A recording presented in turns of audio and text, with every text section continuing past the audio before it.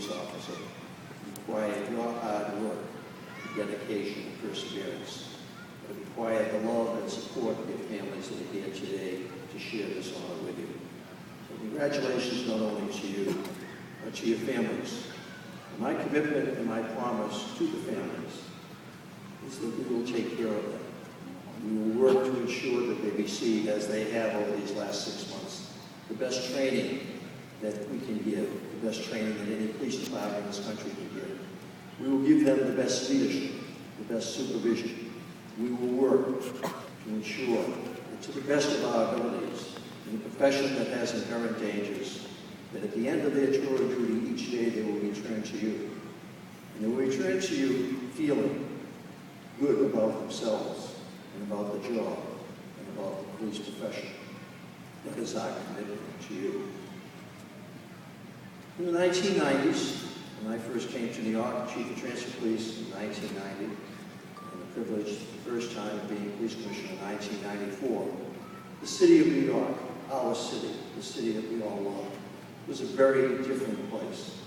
It was a city that had dealt in the 70s and 80s with terrible epidemics of crime. It resulted in the worst crime year in our history, 1990.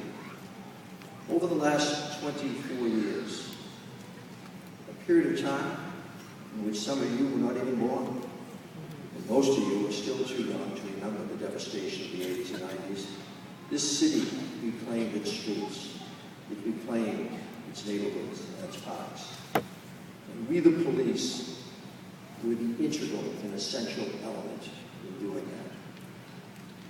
When I was appointed as police commissioner in 1994,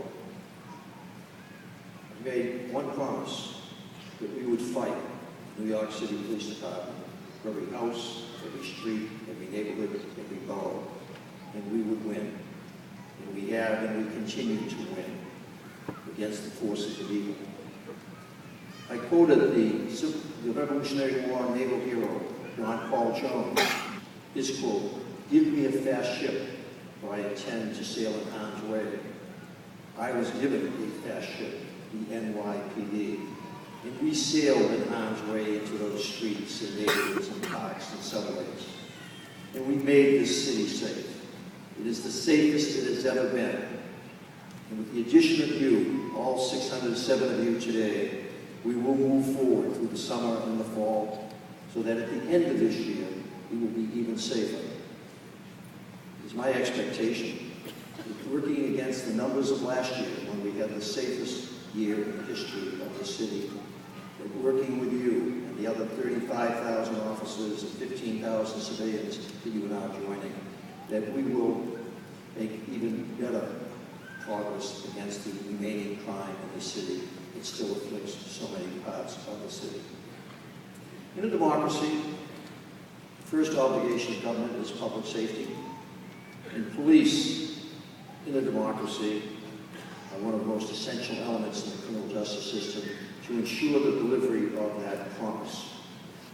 A personal hero of mine, Sir Robert Peel, had 9 principles of policing.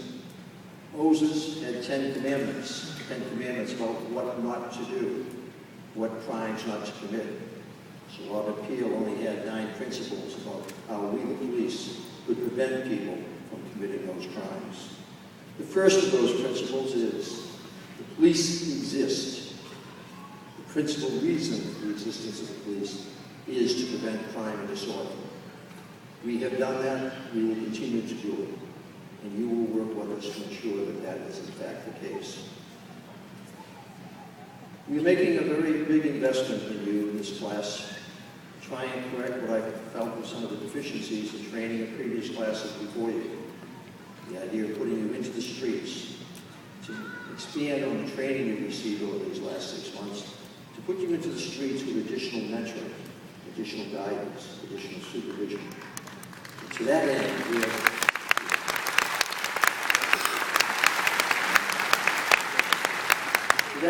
have 250 volunteers, supervisors and officers, 160 partner officers, almost 90 supervisors, who will be working with you as you go into 8 of the most troubled precincts in the city. 8 of those precincts that still have too much crime, although in most of those precincts crime levels are 70 to 80% below what they were in the early 1990s. But what crime remains in New York, unfortunately, for the people who live in those communities, the hundreds of thousands, it is still too much crime. And we are counting on you to work with them, for them. But we're not going to put you out there alone. We're not going to put you out there with a ratio of 1 sergeant for every 8 or 12 officers. We will put you out there with a ratio of about 1 supervising department officer for every 3 of you, rather than for every 12 of you.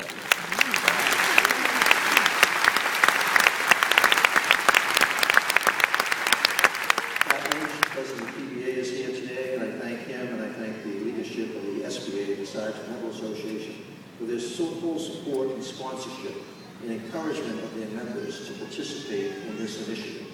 Because they remember what it was like when they came on the job and they got to work with partners who gave them guidance, who were there to work with them and to ensure that in their first year on the job, they learned how to do the job the right way.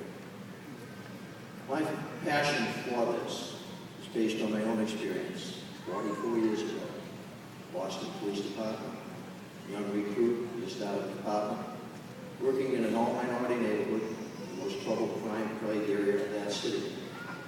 And I was very fortunate that 2 of the officers I worked during that time shaped my career for the rest of my time. And I want you to have similar experiences such as that.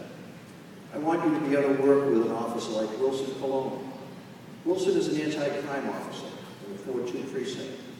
Wilson grew up in the Bronx. He's now working again in the Bronx in a very prestigious assignment, anti-crime, plainclothes, something that many members of the department desire passionately to become a part of. He is voluntarily stepping out of that assignment to put a uniform back on, shave off his beard, get a little shorter haircut, and work with you up in the 4-2, because he wants to give back what has been given to him. We've got 250 just like him that are willing to work with you. And I appreciate that because I remember 2 cops in my career back in Boston and Mattapan, District 3. It was Paul Baker, union rep. We were working the 3-2 car. I was fortunate that most of the time in my first couple of months I worked with Paul. Still remember a Friday evening, just finished a job, sitting outside Dunkin' Donuts, taking a break, having a cup of coffee, and a call came in. 3-2, take a burglary report up on Woodrow Wilson Avenue.